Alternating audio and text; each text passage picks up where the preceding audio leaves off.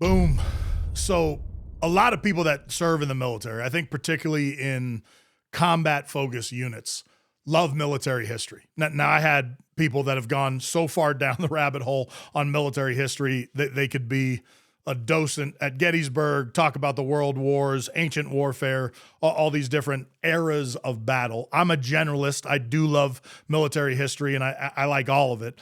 I do think people in special operations units, SEALs, Delta, Rangers, Green Berets, for some reason really connect with ancient warfare. There's something about the Spartans and the samurai and the Roman legions that really speak to modern warriors. And I think it's the ethos and that sacrifice and service and the hardship of it.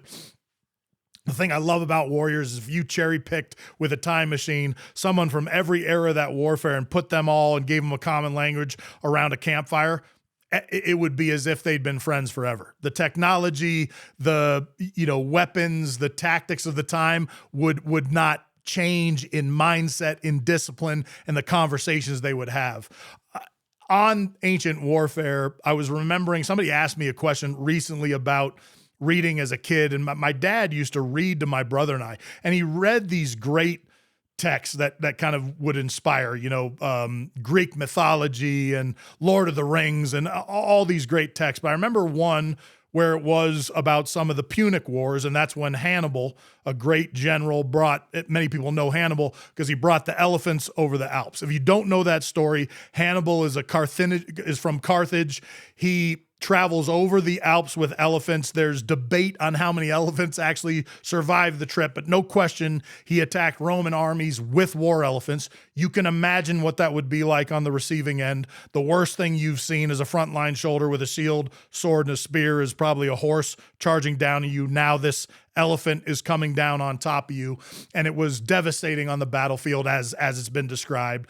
Hannibal was also a fantastic tactician. He surrounded Roman military units. He looked weak, like Sun Tzu would talk about, and brought people into spots where he had terrain advantage and win fights. He was a brilliant, brilliant military commander.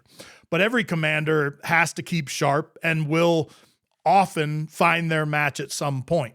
At some point, the Carthaginian general, met Scipio. Scipio was eventually named Scipio Africanus because of a battle that he fought with Hannibal in North Africa.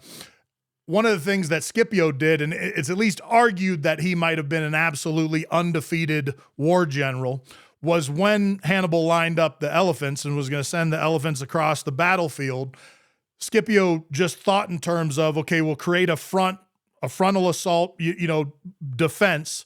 And then as soon as the elephants got close enough, he instructed his ranks to split, to create pathways down the ranks of soldiers. Now, what he'd figured out is almost no animal with the intellect short of us is going to take the hardest path. If I could run over people in a bunch of spears or run down an open path, I'm taking the open path. And simply by opening his ranks, in some ways looking like he weakened his front, the elephants came through. They used trumpets, horns, drums, made a bunch of noise, disorient them, were able to take down the elephants, close ranks, and then defeat Hannibal on the battlefield. I tell this story for several reasons. One, as a tactician, don't ever get stuck in any one system, one tactic, one way of thinking. You need to constantly reevaluate the battlefield.